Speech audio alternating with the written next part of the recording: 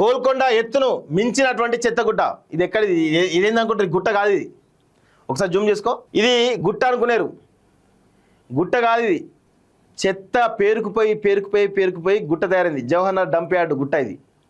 మీరు ఒక విషయం గమనించండి, ఈ జవహర్ నగర్ డంప్ యార్డ్ ఏదైతే ఉందో ఆ జవహర్ నగర్ డంప్ యార్డ్ అనేది కొన్ని ఎకరాలల్లో, దాదాపు కొన్ని 50-60 ఎకరాల్లో గుట్టలా ఫామ్ అయిపోయింది. ఈ హైదరాబాద్ నగర చెత్త అంతా తీసుకుపోయి అక్కడ పేర్చి పెద్ద గుట్ట తయారైంది. ఆ గుట్టలో చెత్త చెదరం వల్ల జరిగిన పరిణామాలు తెలుసా? ఆ గుట్ట చుట్టూ దమాయిగూడ ఆ ఏరియాలో ఏవైతే ఉన్నాయో, జవహర్ నగర్ ఏవైతే ఉన్నాయో, చుట్టుపక్కల 5 కిలోమీటర్ల మేర గ్రౌండ్ వాటర్ పొల్యూట్ అయిపోయింది. మొత్తం పచ్చగా వస్తాయి నీళ్ళు, బోర్లు వేస్తే పచ్చగా వస్తాయి నీళ్ళు. అంత దారుణంగా తయారైపోయింది ఆ గుట్ట. దాన్ని కనీసం క్లీన్ చేద్దామనేటువంటి సోయి కూడా ఈ ప్రభుత్వాలకు లేదు. అంత దారుణంగా ఉంది పరిస్థితి. సో ఇక్కడ చూడండి, ప్రపంచంలోని 4వ అత్యంత కాలుష్యకారక స్థలంగా జవహర్ నగర్ డంప్ యార్డ్. గంటకు రిలీజ్ అవుతున్నటువంటి మిథేన్ 5.9 గంటకు రిలీజ్ అవుతున్న ఇమేజ్ చూడండి, ఈ మిథేన్ చూడండి 5.9 టన్నులు. సో కార్బన్ డైఆక్సైడ్ కంటే 86 రెట్లు డేంజర్. గ్రౌండ్ వాటర్ కలిసిన 10 కిలోమీటర్ల. నేను చెప్పాను కదా, నేను అప్పుడు 2016లో ఉన్నప్పుడు 5 కిలోమీటర్లు, ఇప్పుడు 10 కిలోమీటర్లు అయింది. ఇంకా కూడా విస్తరిస్తుంది. 12 లక్షల కార్లు విడుదల చేసే కాలుష్యానికి సమానం. రోజు యార్డుకు వస్తున్నటువంటి చెత్త 5 నుంచి 10 టన్నులు.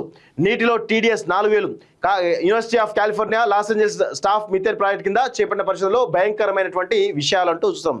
సో 100% అక్కడ ఉన్నటువంటి చుట్టుపక్కల 10 కిలోమీటర్ల మేర ఉన్న ప్రజలకు అనారోగ్యమైన పరిస్థితులు, క్యాన్సర్లు వచ్చే పరిస్థితి, లంగ్స్ పాడే పరిస్థితి, ఇవన్నీ కూడా దీనివల్లే వచ్చేటువంటి అవకాశాలు ఎక్కువగా ఉన్నాయి. ఎవరికైనా లంగ్ ప్రాబ్లం కానీ అనారోగ్య ప్రాబ్లం కానీ ఉంటే ఇది ప్రధాన కారణం అక్కడ డంప్ యార్డ్ వల్లనే. సో దీన్ని ఎప్పటి నుంచో కూడా చేద్దామని ప్రభుత్వాలు అనుకుంటే కానీ ఇంతవరకు ఈ యొక్క నేనేమంటున్నాను రాష్ట్ర ప్రభుత్వాన్ని, మీరు మూసీ ప్రక్షాళన అంటున్నారు కదా, మూసీ ప్రక్షాళన సరే, కానీ ఈ డంప్ యార్డ్ను కూడా ప్రక్షాళన చేస్తే ఇంకా బాగుంటుంది. దీనివల్ల కూడా చాలా డైరెక్ట్గా చాలామంది ఎఫెక్ట్ అవుతున్నారు. సో దానిపైన ప్రభుత్వం మంచి నిర్ణయం తీసుకోవాలి. సో అసలేంటి UCLA, university of California Los Angeles అనేది ప్రపంచవ్యాప్తంగా గుర్తింపు పొందినటువంటి ఒక ప్రభుత్వ పరిశోధన విశ్వవిద్యాలయం. ఇది ప్రపంచంలోని అత్యుత్తమ విశ్వవిద్యాలయాలలో ఒకటి. ఈ యూనివర్సిటీ చదివే కాకుండా సమాజానికి ఉపయోగపడే కొత్త విషయాలను కనుక్కుంటుంది. పర్యావరణం, హెల్త్, టెక్నాలజీ, స్పేస్ వంటి రంగాల్లో లోతైనటువంటి పరిశోధన చేస్తుంది. వాతావరణ మార్పులు, వాయు కాలుష్యం, గ్లోబల్ వార్మింగ్ కారణమయ్యే మిథేన్ వంటి వాయువుల ప్రభావంపై స్టడీ చేస్తూ ప్రభుత్వాలకు పలు సూచనలు ఇస్తూ ఉంటుంది. ఇందులో భాగంగా వీరు 2025లో స్టాప్ మీథేన్ ప్రాజెక్ట్ చేపట్టారు. ఇందుకోసం వీరు శాటిలైట్ల ద్వారా సేకరించిన డేటాను విశ్లేషించారంటూ చూస్తాను. సో ఇప్పుడు ప్రపంచంలోనే 4వ అత్యంత ప్రమాదకరమైనటువంటి ప్రాంతంగా జవహర్ నగర్ను యూనివర్సిటీ ఆఫ్ కాలిఫోర్నియా వాళ్ళు పరిశోధనలో తేల్చెప్పడం జరిగింది. సో దానికి సంబంధించిన డీటెయిల్స్ చూద్దాం.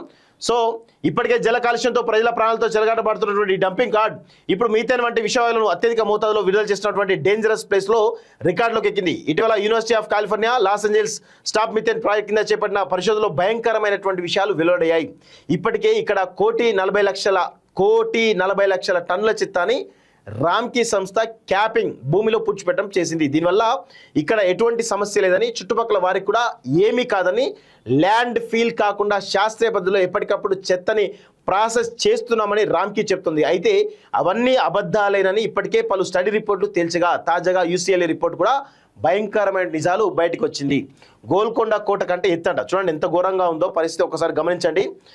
జవహర్ నగర్లో దాదాపు 393 ఎకరాల విస్తీర్ణంలో ఈ డంపింగ్ యార్డ్ ఉంది. 394 ఎకరాల విస్తీర్ణంలో డంపింగ్ యార్డ్ ఉంది. గుర్తుపెట్టుకోండి, ఇక్కడ 1994 నుంచి చెత్త వేయడం మొదలుపెట్టారు. ఈ ప్రారంభంలో సిటీ నుంచి రోజు 2500 నుంచి 3000 టన్నుల చెత్త వచ్చేది. అప్పట్లో దానికి తగ్గట్టు నిర్వహణ చేశారు. ప్రస్తుతం 8000 టన్నుల నుంచి 10,000 టన్నుల చెత్త ఇక్కడికి వస్తున్నది. ఇప్పుడు ఇక్కడ 1,40,00,000 టన్నుల చెత్త పేరుకుపోయిందట. దీనంతా ల్యాండ్ ఫిల్ అంటే క్యాపింగ్ చేసి, అంటే క్యాపింగ్ అంటే దానిపైన ఒక లేయర్ మొత్తం కూడా క్యాపింగ్ చేస్తారు. క్యాపింగ్ చేసి అది బయటికి ఆ స్మెల్ అవి బయటకు రాకుండా చూస్తారు అన్నట్టు. భూమిలో పాతిపెట్టే ప్రయత్నం అన్నట్టు అంతా. కానీ అది కూడా పూర్తిగా చేయలేదు. నేను గతంలో ఎప్పుడో 2016లోనే దీని మీద స్టడీ చేసినాం. చాలా దారుణమైనటువంటి పరిస్థితి. సో దుండిగల్లో 2 వేస్ట్ ఎనర్జీ ప్లాంట్లు ఏర్పాటు చేసి ఇక్కడ నుంచి చెత్త తరలిస్తున్నామని 2,000 టన్నులను విండ్రో కంపోస్టింగ్ చేస్తున్నట్లు అధికారులు చెప్తున్నారు. ఇది కాకుండా రోజు వేస్ట్ ఎనర్జీ ప్లాంట్లో 2,000 టన్నులను ఉంచుతున్నారు. అంతా పోను 2 నుంచి 3,000 టన్నుల చెత్త మిగులుతుందో అంతా క్యాపింగ్ చేసిన చెత్త కుప్పపై వేసినట్టు సమాచారం అంటూ చూస్తా ఉన్నాం. సో ఇట్లా సముద్ర మట్టానికి 614 మీటర్ల ఎత్తు చేరుకున్నాయి. సో ఇది గోల్కొండ 608 మీటర్లట, ఇదేమో 614 మీటర్లట. గోల్కొండ కంటే ఇంకా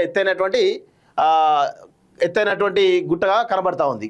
సో భయంకరమైన నిజాలు బయటికి అంటూ చూస్తున్నాం. ఆల్రెడీ మీథేను ఇవన్నీ కూడా బయటకు వస్తున్నాయి, ప్రమాదకరమైనటువంటి విషవాయువులు బయటకు వస్తున్నాయి. దానివల్ల ప్రజల ప్రాణాలకు ఇబ్బందికరమైన పరిస్థితి అయితే కనబడతా ఉన్నాయి. టాప్ 20లో 2 మనవేట. ప్రపంచవ్యాప్తంగా 700 పైగా డంప్ యార్డులను పరిశీలిస్తే టాప్ 20లో ఇండియా నుంచి 2 డంప్ యార్డులు, ఒకటి జవహర్ నగర్ 4వ స్థానం అట, మరొకటి ముంబైలోని కన్జూర్ మార్గ్ డంపింగ్ యార్డ్ అట.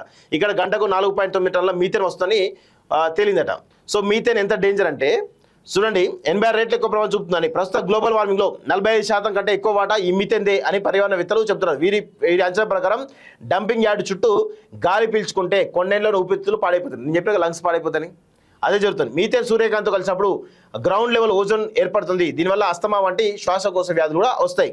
గ్రౌండ్ వాటర్ చెరువులు ఆల్రెడీ కలుషితం అయిపోయినాయి. ఎప్పుడు 2016లో స్టడీ చేసినప్పుడే అయిపోయినాయి, ఇప్పటిదాకా ఉంటాయని చెప్పడానికి అయితే లేదు. సో అందుకే ప్రభుత్వం దీనికి ప్రత్యామ్నాయ మార్గాలు అన్వేషిస్తే చాలా విషయాలు తెలుస్తాయి, దాన్ని కొంత క్లీన్ చేసే అవకాశం ఉంటుంది. సో మరి చేయకుండా చేస్తా అంటే ఎట్లా?